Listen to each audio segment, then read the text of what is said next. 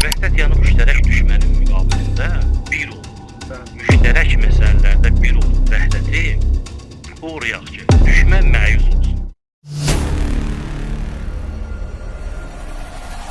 Tarixdə gəlib ki, bir neçə yerdə şeytan nalə çəkir, məyus olur. Onlardan biri Peyğəmbərimizin dünyaya gəldiyi gündür. Hədislərdə gəlib ki, şeytan nalə çəkir, məyus olur. Bu günləri əgər biz həqiqi vəhdət eləsək, düşmən məyus olacaq. Təsəvvür edin, bir həddə düşmən bizim əleyhimizə vəhdət təşkil edib ki, az bir zamanda 50-60 min sünni qardaşlarımızı Qəzzədə qətlə am ediblər.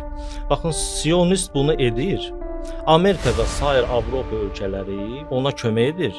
Hətta dırnaqarası desək, bəzi müsəlman ölkələri də kömək edirlər. Deməli, batil qüdrətlər, batil maraqlarına görə İslam və müsəlmanların əleyhinə vəhdət edirlər.